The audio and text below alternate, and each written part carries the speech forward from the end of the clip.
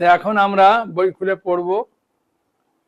সকনতি ইয় এব য সৌরুং প্রাক শরীর বিমোক্ষণাৎ কাম ক্রোধেদ ভবম বেগম সযুক্ত সুখী নর। এই দেহ ত্যাগ করার পূর্বে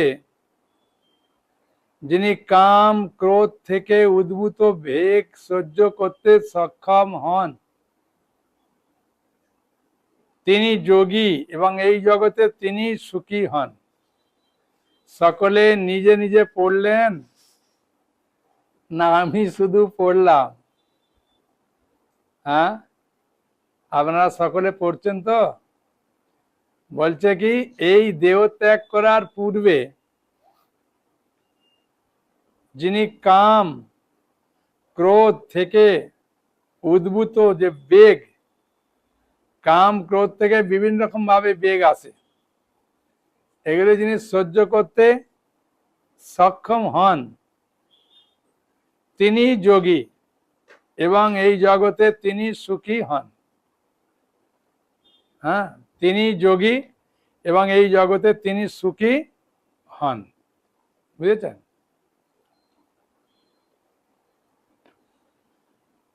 যদি কেউ আত্মোপলব্ধির পথে উন্নতি সাধনে প্রয়াসী হন তবে তাকে জড় ইন্দ্রিয় বেগ দমন করার চেষ্টা করতেই হবে। এই বেগ 6 প্রকারের। বাচবেগ, ক্রোধবেগ, মনোবেগ, উদরবেগ, উপস্থবেগ ও জিহ্বাবেগ। বুঝেছেন? বাচবেগ মানে বাক্যের বেগ, ক্রোধবেগ মানে ক্রোধের বেগ, মনোবেগ মানে মনের বেগ, উদরবেগ মানে পেটে খিদে যে পায়, উপস্থ মানে হচ্ছে লিঙ্গের বেগ, আর জিহ্বা বেগ কথা বলার বেগ। এই 6টা বেগ কেন বেগের সঙ্গে তুলনা করলো? হ্যাঁ, অন্য কিছুর সঙ্গে কেন তুলনা করলো না? হ্যাঁ, আমরা বেগটা কোথায় বলি? হ্যাঁ, যখন দেখবেন খুব গাড়ি জোরে চলে বলে খুব বেগে যাচ্ছে গাড়িটা। আর বেগটা কোথায় ব্যবহার করি? স্রোত। যখন নদীর খুব স্রোত যায়, ভাই রে ভাই, স্রোতের যা বেগ, যা পড়বে টেনে নিয়ে যাবে। হ্যাঁ, ওই জন্য ওকে বেগের সঙ্গে তুলনা করে, মানে ওটাতে যা পড়বে তাই। তাই দেখবেন কথা বলার যখন বেগ আসবে তখন কেউ কিছু বললেও যে একটু তুমি দাঁড়াও, কথা বলো না, কেউ যদি দেখবেন যারা খুব জোরে কথা বলে বা ঝগড়া করে তাদেরকে যদি বলে তুমি একটু চুপ করো না, সে তো চুপ করবেই না, উপরন্তু আরো জোরে বলবে। হ্যাঁ, তার জন্য ওটাকে কিসের সঙ্গে তুলনা করেছে? বেগের সঙ্গে তুলনা করেছে। হ্যাঁ, ওটাকে বলছে জিহ্বা বেগ। বুঝেছেন? জিহ্বার বেগ। হ্যাঁ, ও আপনি বললেও চুপ করবে না। হ্যাঁ, দেখবেন যখন রেগে যায়, যখন কথা বলে আরে চুপ করো না, কেন চুপ করো বলে সে আবার আরো জোরে বলতে শুরু করে। যা, হ্যাঁ, ওটাকে দমন করা খুব কঠিন। সেই জন্যে বাচবেগ, ক্রোধের বেগ, হ্যাঁ, মনের বেগ, উদরের বেগ, উপস্থের বেগ, জিহ্বা বেগ, এই 6টা বেগের সঙ্গে তুলনা করলেন। হ্যাঁ, মানে বেগ বলার অর্থটা তাহলে কেন হলো না? যেটাকে রোধ করা খুব কঠিন, এইটা উত্তর। বুঝেছেন? রোধ করা খুব কঠিন। হ্যাঁ, খুব শক্ত। যিনি ইন্দ্রিয়ের এই সমস্ত বেগ ও মনকে বশ করতে সক্ষম হয়েছেন তাকে বলা হয় গোস্বামী বা স্বামী। হ্যাঁ, আর এই গোস্বামীরা কঠোর সংযমের সঙ্গে তাদের জীবনযাপন করেন, ইন্দ্রিয়ের সমস্ত বেগগুলোকে সর্বতভাবে দমন করেন। আমি যদি পেট ভরে খাই, সবকিছু খুব করি, তাহলে এই বেগকে দমন করা খুব কঠিন। বুঝেছেন? হ্যাঁ, ওই জন্যে জিহ্বা, উদর আর উপস্থ 3টে একই লাইনে আছে। হ্যাঁ, যদি আমি খুব খাওয়া দাওয়া করি তাহলে পেটটার গন্ডগোল হবে, আর পেটটার গন্ডগোল হলেই উপস্থেরও গন্ডগোল হবে। হ্যাঁ, আর যদি আমি সংযম মতো খাই তাহলে পেটও ভালো থাকবে এবং উপস্থও ভালো থাকবে। হ্যাঁ, বুঝেছেন?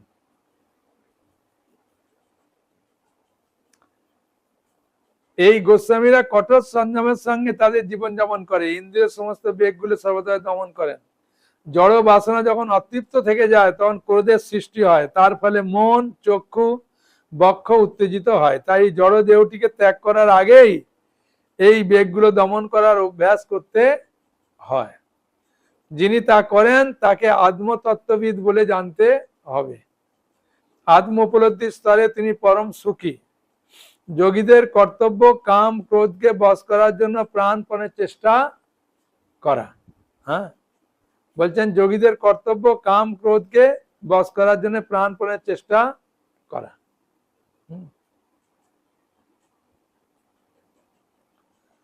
য অন্তঃসুখ অন্তরারাম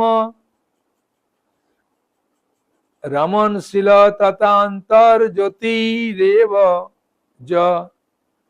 जो अंतसुख अनंतराराम तथा तो ज्योतिरेव सयोगी ब्रह्म निर्वाणम ब्रह्म भूत अधिगच्छति। আর একবার বলি শ্লোকটা, য অন্তসুখ অন্তরারাম তথা অন্তর্জ্যোতি রেব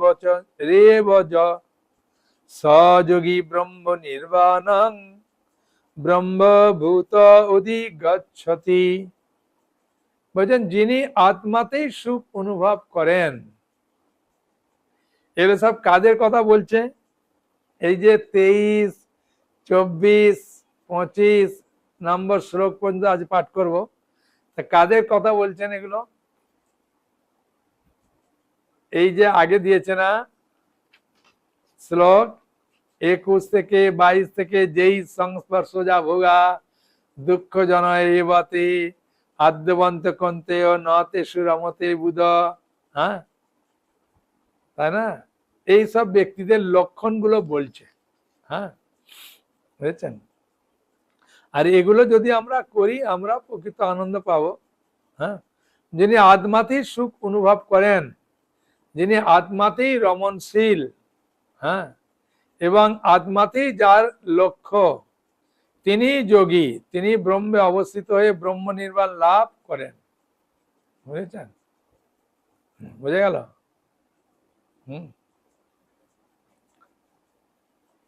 25 নম্বর, লবন্তে ব্রহ্ম নির্বাণম ঋষয়াখিন কালমষা ছিন্নই দৈদা যত আত্মনা সর্বভূত হিতে রতা। সংযত চিত্ত সমস্ত জীবের কল্যাণে রত, দ্বিধাশূন্য ও নিষ্পাম ঋষিগণ ব্রহ্ম নির্বাণ লাভ করেন। বলছেন সংযত চিত্ত সমস্ত জীবের কল্যাণে রত, দ্বিধাশূন্য এবং নিষ্পাপ ঋষিগণ ব্রহ্ম নির্বাণ লাভ করেন। হ্যাঁ, এই যে সংযত চিত্ত, এটা খুবই কঠিন। ইন্দ্রিয়গুলোকে সংযম করা মুখে বলা যতটা সহজ, কাজে ততটা নয়, খুব কঠিন। হ্যাঁ, ইন্দ্রিয়গুলোকে সংযম করা। হ্যাঁ, বয়স হলে কি, কম বয়সে কি, ছোটবেলায় কি আমরা মনে করতাম যে বয়স হয়ে গেলে ইন্দ্রিয়গুলো বোধহয় একটু সংযম হবে। হ্যাঁ, না, ইন্দ্রিয়গুলো ঠিক 16 বছরের মতোই থাকবে। হ্যাঁ, ও 16 বছর থেকে বয়স হবে না।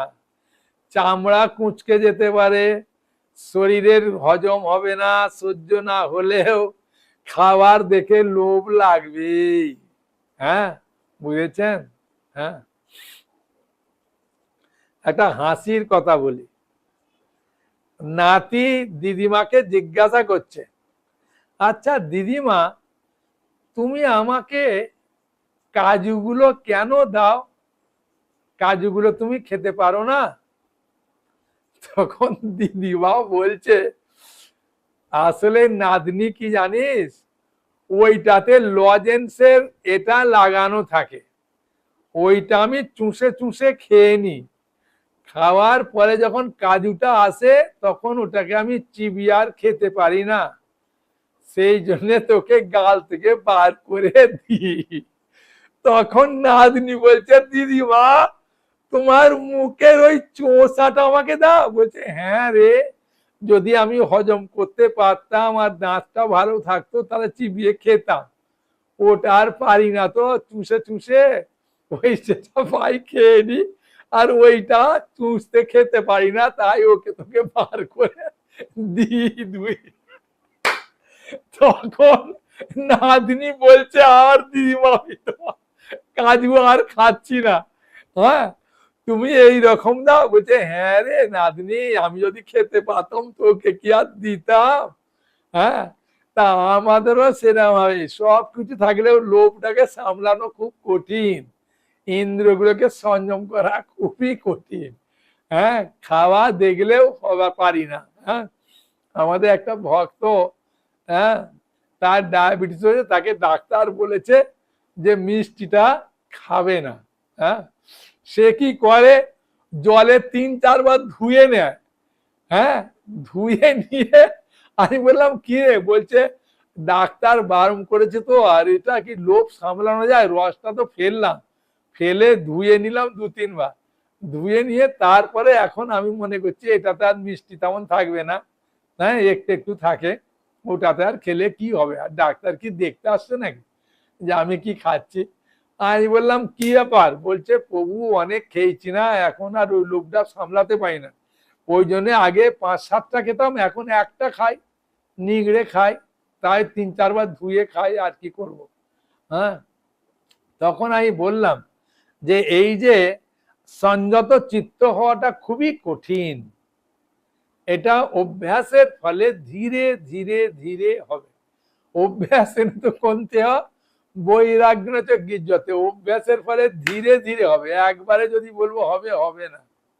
হ্যাঁ, এই গীতা পড়তে পড়তে পড়তে পড়তে তবে হবে। অনেকে বলে, হ্যাঁ একজন স্বামী তার স্ত্রীকে নিয়ে এসেছে আমার কাছে, হ্যাঁ তা আমি জানি ওরা বোধহয় যেমন স্বামী স্ত্রীতে এসছে এখন একটু ভালোই থাকবে, আমার কাছে এসেছে একটু হরি কথা শুনবে। বাবা, স্বামী সেই গুঁতিয়েই দিল স্ত্রীকে, বলছে, আচ্ছা সাধু বাবা আমি একটা কথা বলবো। বলছে, কি? বলছে, ভক্তি আমার স্ত্রী করে, সকাল থেকে পূজা করে, রাগটা তো একটুও কমায় না। আমি বললাম, ও তাই? বলছে, হ্যাঁ একটু কিছু হলেই রেগে ফেলে দেবে, রান্নাঘরেও যাবে না, রান্নাও করবে না, তখন আমাকে রান্না করতে হয়। হ্যাঁ, তাহলে ওর ভক্তি করে কি লাভ যদি রাগটা কমাতে না পারলো? হ্যাঁ, তখন ও স্ত্রী এবার স্বামীকে এখন বলবে, তখন আমি বলার আগেই বলছি, ঠিক আছে ঠিক আছে, আর আপনাকে বলতে হবে না। হ্যাঁ, আমি তখন চিন্তা করছি বাইরে বেরোলে যে কি হবে ওদের অবস্থা।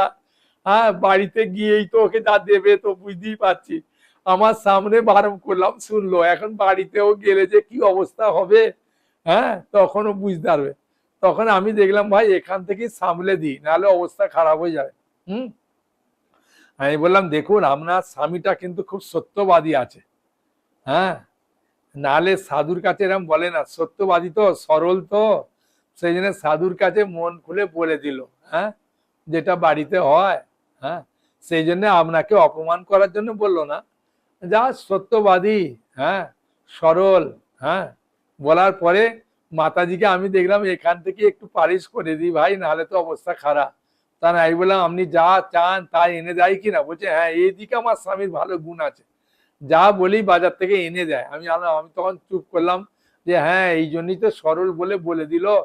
বলছে, হ্যাঁ বললো বললো, আপনাকে বললো? আমি আইরে বাবা, এখনো ঘুরিয়ে ধরছে। আমি, যা বাড়িতে গিয়ে চা পারিস কর ভাই, এখানে আর করিস না।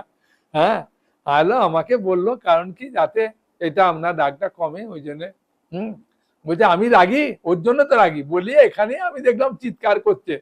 আমি দেখলাম ভাই অবস্থা খারাপ, যা ভাই বাড়িতে ফিরে যা। হ্যাঁ, যা কর ওখানেই কর, কাঁসারের বাসন খালি ঝনঝন করলেই হলো, না ফাটলেই হলো। হ্যাঁ, তাই অনেক সময় কি হয়, এই যে সংযত চিত্ত এগুলো হওয়া খুবই কঠিন। সমস্ত জীবের কল্যাণে রত। হ্যাঁ, এখন মনে প্রশ্ন আসবে, প্রভু সমস্ত জীবের কল্যাণে রত বলছেন, আমার বাড়িতে অনেক আরশোলা আছে, আমার বাড়িতে ছারপোকা আছে, আমার বাড়িতে ইঁদুর আছে, তাহলে আমি এখন এইগুলোকে কি মারবো না? এগুলো তো আমাকে খুব জ্বালাতন করে, এখন ওই জ্বালা সহ্য করব না, কি করব? হ্যাঁ, মনে প্রশ্ন আসতে পারে, তাই না? তা সেরকম নয়, যেগুলো খুব অসুবিধে করে তখন তাদেরকে যতটা পারা যায়, যদি দেখা যায় যে অন্য জায়গায় যদি ধরে ছেড়ে দেওয়া যায়, যাবে, না কিছু করতে হয়। হ্যাঁ, একজন ভদ্রলোক বলছে আমার জমিতে অনেক ফসল হয়, আমি কি বিষ দিয়ে মারবো না, তাহলে আমার ফসলটা নষ্ট করে দেবে? না, এগুলো তো শাস্ত্রে আছে। হ্যাঁ, এগুলো আপনাকে, আপনার ফসল নষ্ট করছে, সেই হিসাবে আপনি তাকে মারতে পারেন। হ্যাঁ, বুঝেছেন? যেমন একটা পিঁমড়ে বা একটা মশা আপনাকে এমন কামড়াচ্ছে, আপনি হট করে তাকে মেরে দিলেন। হ্যাঁ, বুঝলেন? এখন সেটা আলাদা ব্যাপার। হ্যাঁ, আর একটা পিঁমড়ে যাচ্ছে বা একটা অন্য জায়গায় বসে আছে মশা, তাকে আপনি মারাটা, এটা একটা পাপ হয়ে যাবে। যখন আপনাকে কামড়াচ্ছে বা অসুবিধা করছে, আপনি তখন মারলেন, অসুবিধা নেই। হ্যাঁ, এটা ছিল প্রভুপাদকে প্রশ্ন করেছিলেন তমাল কৃষ্ণ গোস্বামী গুরু মহারাজ বোম্বেতে, তখন এটা উত্তর দিয়েছিলেন। হ্যাঁ, বুঝেছেন? দ্বিধা শূন্য এবং নিষ্পাপ ঋষিগণ ব্রহ্ম নির্বাণ লাভ করেন। হ্যাঁ, বুঝছেন? দ্বিধা শূন্য মানে, মানে এটা করব কি করব না, এটা করব কি করব না, করলে ভালো হয়, একবার মনে হয় করি কি করি না। হ্যাঁ, এগুলো হচ্ছে দ্বিধা শূন্য। আর নিষ্পাপ, হ্যাঁ, নিষ্পাপ মানে সে পাপ থেকে মুক্ত। হ্যাঁ, পাপ কাজ করে না, অন্যায় কাজ করে না। হ্যাঁ, সে সবসময় ক্ষমাশীল। হ্যাঁ, কে অন্যায় করলেও ক্ষমা করে দেয়। হ্যাঁ, এই হচ্ছে নিষ্পাপ। হ্যাঁ, নিষ্পাপ মানে হচ্ছে যে সে পাপ করবে না তা না, পাপ এই জগতে থাকলে পাপ হয়ে যায়। কারণ চলতে গেলে পোকামাকড় এসব আমরা পায়ে দিয়ে মারিয়ে দিলাম। হ্যাঁ, বুঝলেন? কখন আমাদের নিঃশ্বাসের সঙ্গে, আমাদের চলার সঙ্গে, তারপরে আমরা নিজেদের ঘরটার পরিষ্কার করার জন্য সময় অনেক পোকা মাকড় এসব মারা যায়। হ্যাঁ, তাহলে এর ফলে পাপ হয়, বুঝেছেন? এখন তাহলে বলবেন নিষ্পাপ কি করে হতে পারে? তাহলে এই জগতের জীব জন্মগ্রহণ করলে তো পাপ করবেই। হ্যাঁ, অজান্তে পাপ হয়, জ্ঞাত সারে হয়, অজ্ঞাত সারে হয়, দুই ভাবে হয়। আমাদের যে পাপ হয় দুই ভাবে হয়, জ্ঞাত সারে হয় আর অজ্ঞাত সারে হয়। হ্যাঁ, জেনে শুনে করি আর এ করি। জেনে শুনে করাটা হচ্ছে মারাত্মক ক্ষতি, আর অজানা ভাবে হয়ে গেল, এটার ক্ষতিটা খুব কম। হ্যাঁ, এখন আপনি আমাকে ঘুরিয়ে প্রশ্ন করতে পারেন, প্রভু জেনে শুনে আগুনে হাত দিলে আর না জেনে হাত দিলে হাত তো পুড়বে। কিন্তু এই পাপের দিক থেকে জেনে করা আর না জেনে করা বা ভুলবশত হয়ে গেল কোনো কিছুতে, ওতে ততটা পরিমাণ হয় না। হ্যাঁ, তাই আমাদের যখন তুলসী মহারানীকে জল দিই, তখন আমরা একটা মন্ত্র বলি। কি বলি? জানি কানি চ পাপানি, মানে জানতে অজান্তে যেগুলো পাপ হচ্ছে, জানি কানি চ পাপানি, ব্রহ্ম হত্যাদি কানি চ, সেগুলো সব ব্রহ্ম হত্যাজনিত পাপ হচ্ছে। জানি কানি চ পাপানি, ব্রহ্ম হত্যাদি কানি চ, সেগুলো সব ব্রহ্ম হত্যা পাপ হচ্ছে। তানি তানি পনসন্তি, সেই সকল পাপ নষ্ট হয়ে যায় প্রদক্ষিণ পদে পদে। যখন আমি প্রদক্ষিণ করছি সেসব পাপগুলো নষ্ট হয়ে যায়। সেই জন্য এই যে নিষ্পাপ হওয়ার এই একটা উপায় আছে, ঠিক আছে? যিনি সম্পূর্ণভাবে কৃষ্ণ ভাবনাময়, তিনি কেবল সমস্ত জীবের মঙ্গল সাধন করতে পারেন। হ্যাঁ, যিনি সম্পূর্ণভাবে কৃষ্ণ ভাবনাময়, তিনি কেবল সমস্ত জীবের মঙ্গল সাধন করতে পারেন। সেই জন্য আমরা যখন গঙ্গায় যাই তখন সমস্ত জীবের উদ্দেশ্যে জল অর্পণ করি, এর মন্ত্র আছে। হ্যাঁ, বুঝেছেন? এবং যখন আমরা করোনা ভাইরাস হলো, তখন আমরা গুরু মহারাজ আমাদেরকে বললেন, প্রথমে প্রার্থনা করো যারা সামনের সারির আছে, যারা নার্স আছে, ডাক্তার আছে, তাদের জন্য আগে প্রার্থনা করো। যারা সিকিউরিটি আছে, এ দিচ্ছে, তাদের জন্য আগে প্রার্থনা করো। তারপরে যারা কষ্ট পাচ্ছে, রুগী আছে, তাদের জন্য প্রার্থনা করো। তারপরে যারা অসুস্থ হয়নি তাদের জন্য প্রার্থনা করো, যাতে তারা অসুস্থ না হয়। 3 বার প্রার্থনা। তারপরে শঙ্খ বাজানোর কথা বলা হলো, যে প্রতিবার 3 বার করে সকাল, দুপুর, সন্ধ্যাবেলা শঙ্খ বাজাবে। শঙ্খ বাজালে অশুভ জিনিসগুলো নষ্ট হয়ে যায়। তো এইভাবে সমস্ত জীবের কল্যাণের জন্য আমরা করলাম। হ্যাঁ, পরমেশ্বর ভগবান শ্রীকৃষ্ণ সবকিছুরই উৎস। তখন সেই ভাবনায় ভাবিত হয়ে সম্পাদিত তার কর্মসমূহ সকলের মঙ্গল সাধন করে। ভগবান শ্রীকৃষ্ণ যে পরম ভোক্তা, পরম ঈশ্বর, পরম সুহিত, সেই কথা ভুলে যাওয়ার ফলেই মানুষ নানাভাবে কষ্ট পায়। কষ্ট পাওয়ার উপায় কি? ভগবান হচ্ছে পরম ভোক্তা, মানে সবকিছুর মালিক ভগবান। হ্যাঁ, বুঝেছেন? হ্যাঁ, পরম ঈশ্বর, পরম সুহিত। হ্যাঁ, সুহিত মানে আমরা 3টে ব্যবহার করি, বন্ধু, মিত্র আর সুহিত। বন্ধু মানে সুখে আছে, বিপদে নাই। মিত্র মানে বাড়ির পাশে একই কারখানায় কাজ করেন, কোয়ার্টার পেয়েছেন বাড়ির পাশে। হ্যাঁ, ওই চাকরি যতদিন আছে মিত্র। ছেলেটা আসবে, ঘরের চাবিটাকে বলে দেবে, তো এখানে তোমাকে দিয়ে দিলাম, আসবে। হ্যাঁ, এরকম ভাবে কিছু বিপদ হলে একটু সাহায্য করলো, এই করলো, এগুলো হচ্ছে মিত্র। চাকরি শেষ, কোয়ার্টার নিয়ে ও গেল অন্য জায়গায়, এ গেল অন্য জায়গায়, আর দেখাশোনা নেই। কখনো একটু ফোনে কথা হয়, কি দাদা ভালো আছো? আর জিজ্ঞাসা করলে কি হবে জিজ্ঞাসা? দাদা হাঁটুর ব্যথাটা তো বাড়লো দেখছি। ও বললো, হ্যাঁ রে, আমার কোমরের ব্যথাটা বাড়লো, কি যে করি। তোকে কোন ডাক্তার দেখছে, কি করছে, আজকে কি রান্না করলো তোর বউ, বল। এই রকমই আলোচনা হবে, হরি কথা হবে না। ওই কখনো কখনো একটু জিজ্ঞাসা করবে, তোর ছেলে কি চাকরি পেলো কি পেলো না। আর সুহিত হচ্ছে একমাত্র ভগবান সুহিত। ভক্তরাং যজ্ঞ তপস্যাং সর্বলোকমহেশ্বরম শ্রীদং সর্বভূতানাম জ্ঞাত্তা মাং শান্তিমিচ্ছতি। 5ম অধ্যায়ের 29 নম্বর শ্লোকে এই সুহিত। এখানে বলছে সুহিত। সুহিত মানে একমাত্র ভগবান ছাড়া কেউ সুহিত হতে পারে না। বুঝছেন? আমরা মনে করি বাবা মা বোধহয় সুহিত, হ্যাঁ, স্ত্রী মনে করে আমার স্বামী সুহিত। হ্যাঁ, বুঝেছেন? না, একমাত্র ভগবান সুহিত।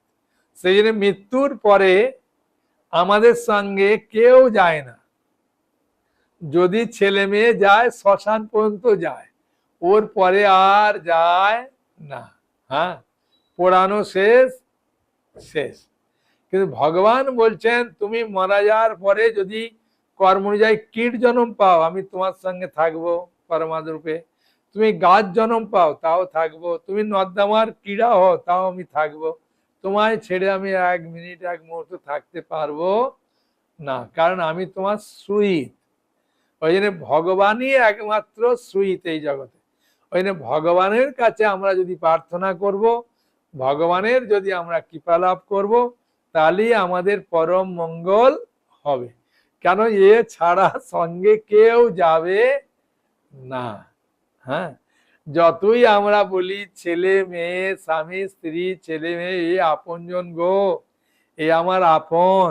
হ্যাঁ, ওই আপন ততক্ষণই যতক্ষণ দেহ প্রাণ আছে ততক্ষণ। দেহ প্রাণ শেষ, আপনজন শেষ। হ্যাঁ, বুঝেছেন? একমাত্র ভগবান হচ্ছেন পরম সহিত। তাই আমাদের উচিত ভগবানের আরাধনা করা, ভগবানকে ভালোবাসা। এই জগতে হ্যাঁ, যে কেউ দুঃখ দিক না কেন, এই জগৎটা সুখ দুঃখ দিয়ে গড়া। কখনো সুখ পাবো, কখনো দুঃখ পাবো। কখনো মনে করি এ আমায় সুখ দিল, কখনো মনে করি এ আমায় দুঃখ দিল। কিন্তু ভগবানেরকে যদি ভুলে গিয়ে ওইগুলো আমি চিন্তা করি, তাহলে ও ক্ষণস্থায়ী, এই জড় শরীরটাকে মৃত্যুর পরে তো আর যাবে না। কিন্তু আমার সঙ্গে যে সবসময় নিত্য থাকবে, সে হচ্ছেন পরম সুইত। সে কে? সে হচ্ছেন পরমেশ্বর ভগবান। হ্যাঁ, ঈশ্বর পরম কৃষ্ণ সচ্চিদানন্দ বিগ্রহ অনাদিরাদি গোবিন্দ সর্বকারণ কারণ। সে হচ্ছে আমার সর্বকারণের কারণ, পরমেশ্বর ভগবান। ঠিক আছে?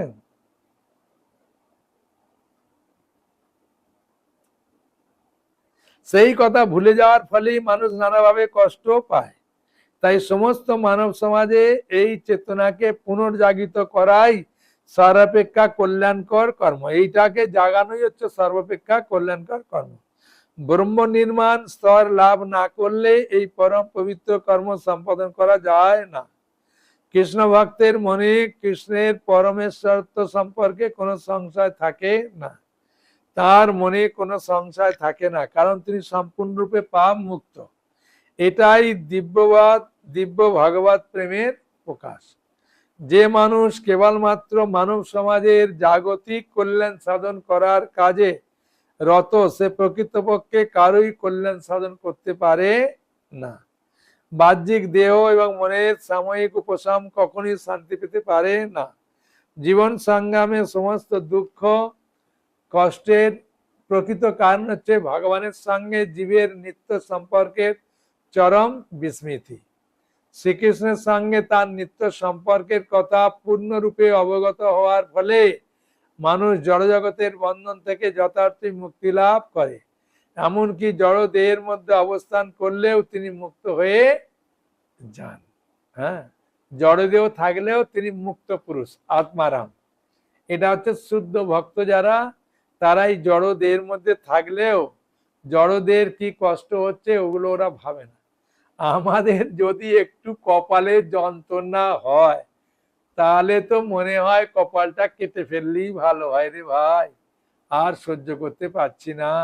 হ্যাঁ, তাই না? কেন? আমরা দেহ স্তরে আছি, হ্যাঁ, আমরা মনের স্তরে আছি।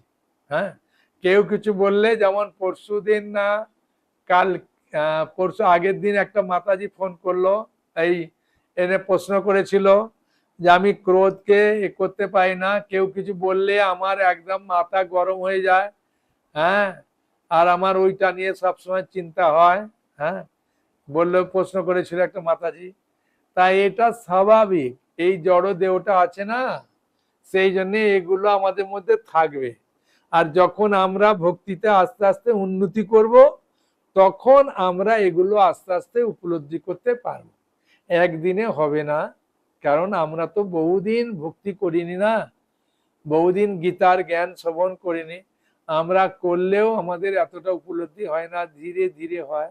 সেই জন্যে দুঃখ করে লাভ নাই যে আমি কেন পাচ্ছি না, এগুলো আমি কেন দেহ স্তরে আছি।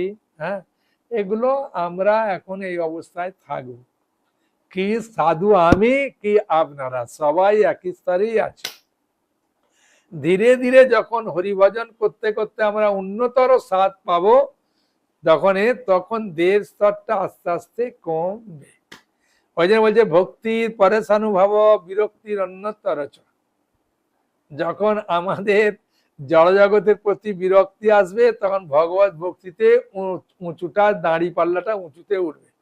আর দাঁড়ি পাল্লাটা যখন আমাদের বিষয় বাসনাটা বাড়বে, তখন দাঁড়ি পাল্লাটা কমবে, ভগবানের দিকটা আস্তে আস্তে কমে যাবে। এই দাঁড়ি পাল্লার মতো, যেটা যেদারে ভার হবে সেটা চাপবে বেশি, আর এটা উঁচু তুলবে। যদি জড় আসক্তিটা কমে তাহলে ভগবত ভক্তিটা উঠবো, আর যদি ভগবত ভক্তিটা কমে তাহলে দাঁড়ি পাল্লাটা উঠবে। হ্যাঁ, এগুলো আস্তে আস্তে হবে। ঠিক আছে, কোনো প্রশ্ন আছে মনে? বলুন, হাত তুলুন। হ্যাঁ, কোনো প্রশ্ন থাকলে বলুন।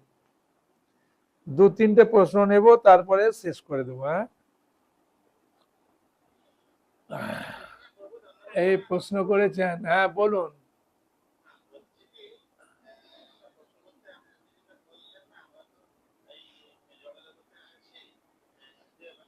কে বলছে প্রশ্ন? হ্যাঁ, অনুপম হরিপ্রেম দাস, বলুন।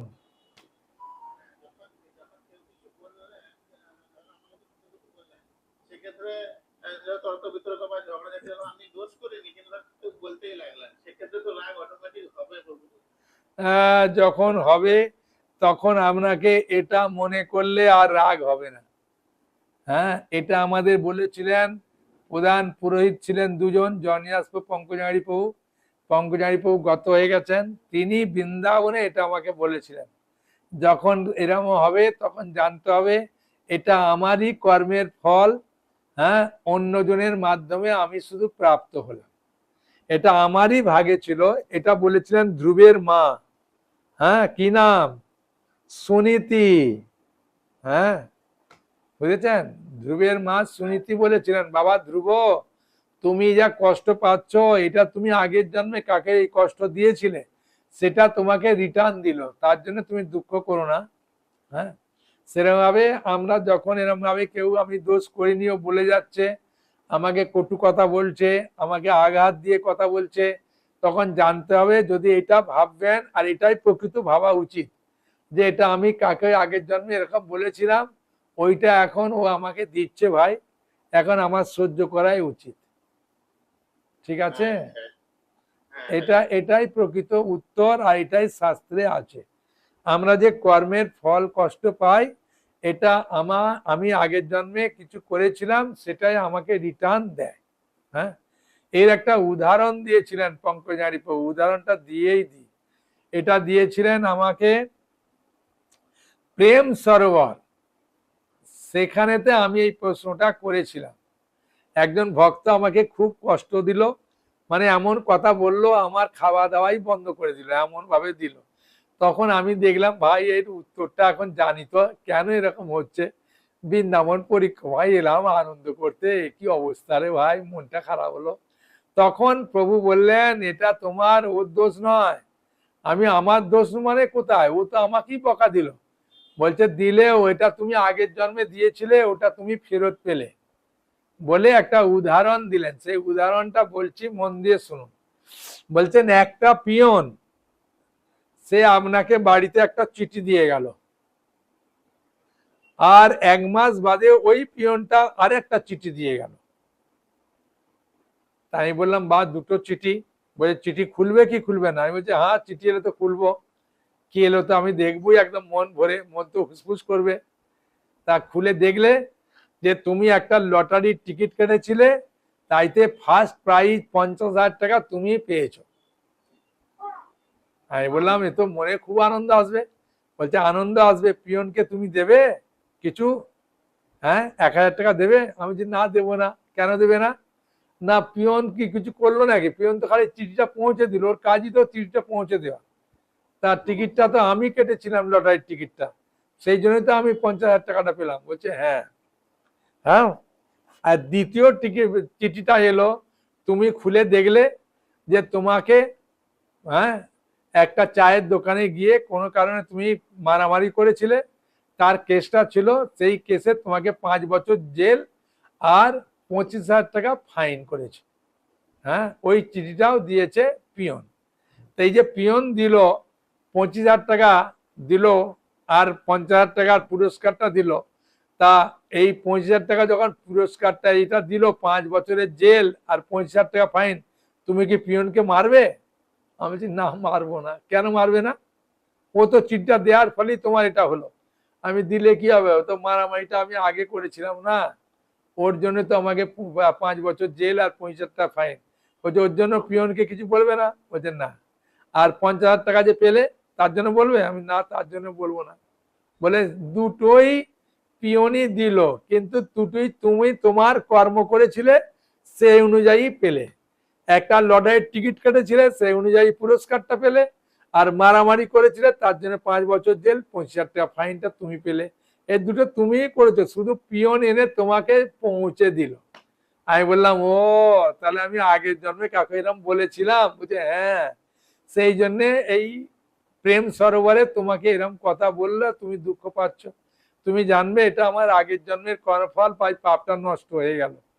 হ্যাঁ, যা, ভালোই হলো, আমার এটা নাহলে সঞ্চিত ছিল না। আমি বললাম, দারুণ উদাহরণ তো দিলে।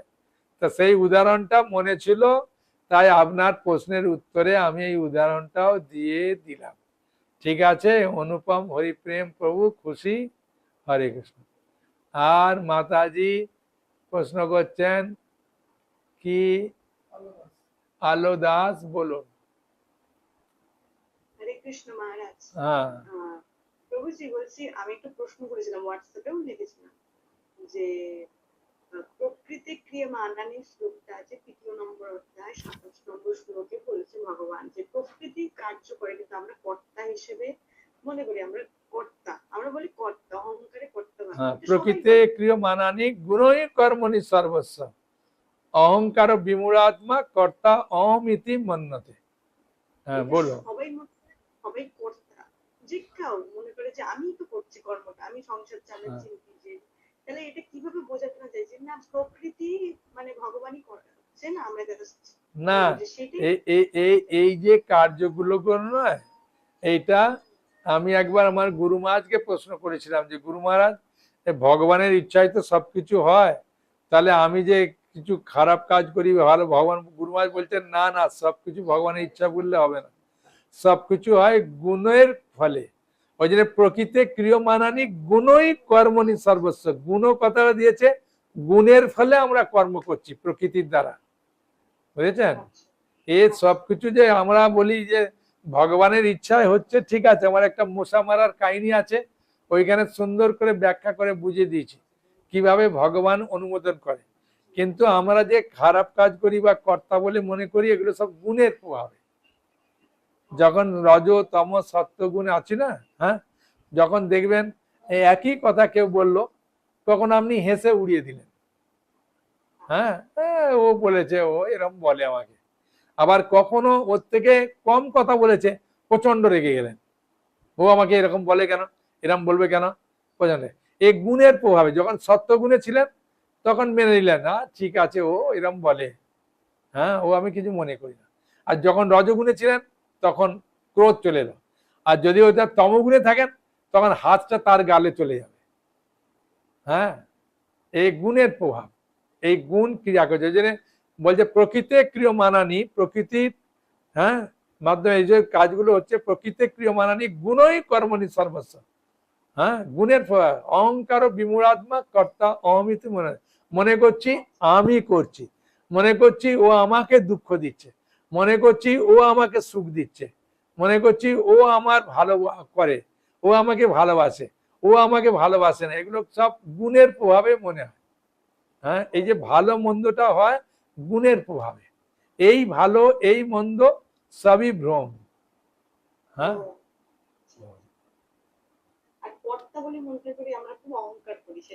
হ্যাঁ, কর্তা আমি, আমি যদি না থাকতাম সংসারে তাহলে চলতো না। আরে ভাই, আমি না থাকলে সংসারে, আমি যখন আসিনি সংসারটা চলতো না, সংসারটা তো চলেছে। হ্যাঁ, বুঝেছেন? এগুলো এগুলো গুণের প্রভাবে মনে হয়, এটা অস্বাভাবিক নয়। এগুলো আমরা যখন জড় জগতে আছি তখন এরকম ভাবে মনে হবে যে আমি না থাকলে এটা হবে না, আমি না থাকলে এটা হতো না, এরকম ভাবে। ঠিক আছে, মাতাজির কি প্রশ্ন আছে? এটাকে মল্লিকা মাতাজি মাইকটা অন করুন। আপনার কথাটা আমি শুনতে পাচ্ছি না, আপনার মাইকটা অন করুন। কাকে বলুন কাছে থাকলে যে মাইকটা অন করে দেন। দেখুন মিউট আনমিউট আছে না, ওখানে করুন, মিউট করুন।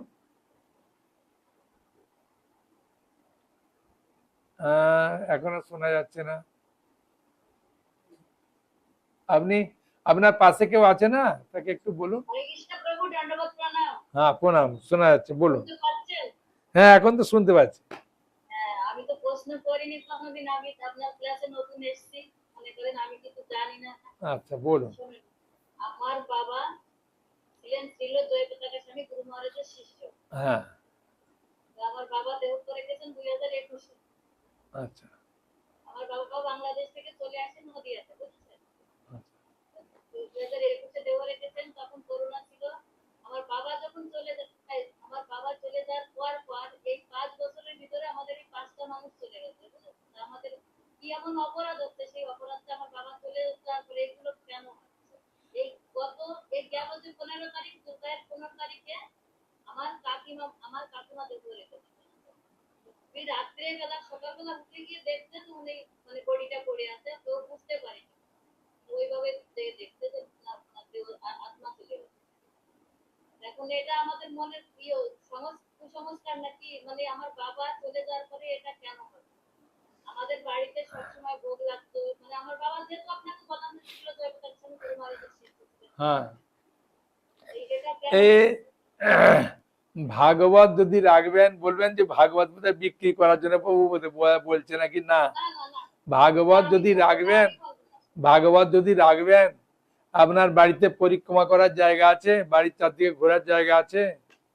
আমার বাবা যখন চলে আসছিল নদিয়াতে, আমরা তো ওখানে থাকি না, আমার বাবার ছেলে নেই, বুঝেছেন? আমার বাবার 7টা মেয়ে। আমার বাবার সাথে আমি ভক্তি করে বেড়াতাম। তো আমার বাবা আমাকে বিয়ে ঠিক দিয়েছে, আমি দিল্লিতে নয়ডায় থাকি, অভক্ত ছেলের সঙ্গে, ভক্ত না, বুঝেছেন? আমি খুব কষ্ট করে ঠাকুরের সেবা করি, মানে ঠাকুরের সেবা করতে গেলে তো কষ্টটা আমার করতে হবে, তা নাহলে তো হবে না। হ্যাঁ। এখন ওখানে তো আমরা বোনেরা কেউই থাকি না, বুঝেছেন? আমরা বোনেরা কেউই থাকি না। আর আমাদের যে আর কাকা কাকিমা সবাই বাংলাদেশে, শুধু আমার বাবাই এখানে চলে এসেছিল। আচ্ছা, ওদেরকে বলুন যে ওখান থেকে যদি ভাগবত নিতে পারে। হ্যাঁ, নয়ডাতে আপনাকে ভাগবত পাঠাতে পারি এখান থেকে, দিল্লির পাশে না। আমার বাবার যে ভাগবতটা আছে ওটা আমি নিয়ে চলে আসতে পারি। হ্যাঁ, তাহলে ওটা পড়ুন। হ্যাঁ, ওটা আপনার পড়ুন আস্তে আস্তে। আর ভগবানের কাছে প্রার্থনা করুন। এগুলোর মূল কারণ হচ্ছে কি, এই মৃত্যুটার মূল কারণ হচ্ছে এগুলো সব নিয়ন্ত্রণ করেন ভগবান। এ মনে করতে পারি না যে 5 বছরে 5 জন কেন মারা গেল, বাবা মারা যাওয়ার পরে, না। এ ভগবানের যে আছে, আপনি তা প্রার্থনা করতে পারেন যে ভগবান, ওরা যে মারা যাচ্ছে ওদের আত্মার কল্যাণের জন্য বলে একবেলা জপ করতে পারেন, ভগবানের কাছে ধূপ প্রদীপ দিতে পারেন, একাদশী করতে পারেন, এগুলো মেয়ে হিসাবে করতে পারেন। হ্যাঁ। এটা তো আমি শ্বশুর বাড়িতে করি। হ্যাঁ, শ্বশুর বাড়িতে করলেও অসুবিধে নেই। আপনি তাদের নাম আর গোত্রটা বলতে হবে, বলে আপনি করলেন। হ্যাঁ, কখন একটু গীতা পড়লেন যে আমার বাবার মঙ্গলের জন্য আমি একটু গীতা পড়ছি। হ্যাঁ, এগুলো এই আত্মার সঙ্গে এজ যুক্ত আছে। এই পারমার্থিক দিকটার সঙ্গে আত্মা যেহেতু ভগবানের অংশ, সেই জন্য ভগবানের সঙ্গে এইসব যুক্ত আছে। ওই জন্য বলে না যে বাবা মা মারা গেলে শ্রাদ্ধ শান্তি করো, বলে বাবা তো মারা গেছে, তার জন্য শ্রাদ্ধ শান্তি করে কি লাভ, তার জন্য গীতা ভাগবত দান করে কি লাভ, না, এগুলো সব আত্মার সঙ্গে সংযুক্ত। হ্যাঁ, ভগবানকে যখন আমরা গয়ায় যে পিণ্ড দান করে, এমনি দেয় না, কি দেয়, প্রসাদ দেয়। প্রসাদটা ভগবানের সঙ্গে যুক্ত, এমনি চাল ডাল তরি তরকারি তো যাবে না ওখানে, কে প্রসাদ দিলে ওই কৃপাটা ওখানে চলে যাবে, বুঝেছেন? যেমন মনে করুন আপনার আর কেউ আত্মীয় বাংলাদেশে আছে, হ্যাঁ, আপনি এখানে আছেন।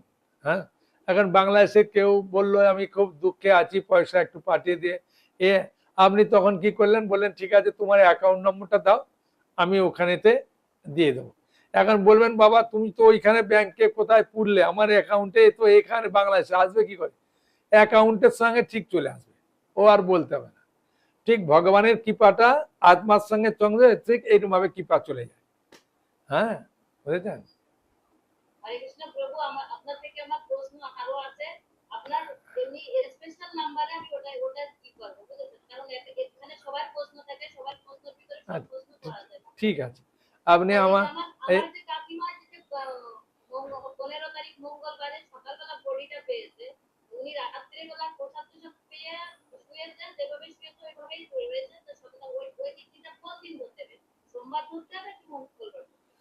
এখন ব্যাপারটা হচ্ছে যে সময়ে ও মারা গেছে, হ্যাঁ, যদি 12টার পর হয় তাহলে তো আমরা জানি দিনটা ওই দিনে হয়ে যায়। এখন 12টার আগে মারা গেছে না পরে মারা গেছে ওটা হচ্ছে বিচার্য বিষয়। কেন ও তো আপনারা জানেন না, যেহেতু শুয়েছিল। এখন কোন সময় ও দেহটা ত্যাগ করেছে ওইটা হচ্ছে বিচার্য বিষয়। হ্যাঁ, ঠিক আছে।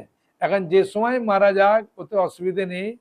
এখন আপনাদের কাজ হচ্ছে কি যে শ্রাদ্ধ শান্তির সময় বৈষ্ণব সেবা দেন, বৈষ্ণবকে কিছু দান দেন, বৈষ্ণবকে নিয়ে কীর্তন করুন, এইগুলো করার মাধ্যমে ওর মঙ্গল হবে। হ্যাঁ, তারপরে 1 বছর হয়ে গেলে গয়া পিণ্ডদান করুন, হ্যাঁ, এর মাধ্যমে মঙ্গল হবে। মানে এখন অন্য কিছু তো মঙ্গল হবে না, একমাত্র বৈষ্ণব বা ভগবান সম্বন্ধীয় কিছু করলেই মঙ্গল হয়। হ্যাঁ, গয়ায় যে পিণ্ড দিই ওটা বিষ্ণুকে দিই। হ্যাঁ, বৈষ্ণব এসে আমরা বাড়িতে কীর্তন করলো, ভোজন করলো, প্রার্থনা করলো, ওর মঙ্গল হবে। হ্যাঁ, কিছু বৈষ্ণবকে দান করুন, তার ফলে ও হরিনাম করবে, দেবে, ও মঙ্গল হবে। মানে এই পারমার্থিকের মাধ্যমেই মঙ্গল হয়, আত্মার সঙ্গে সংযুক্ত। ঠিক আছে।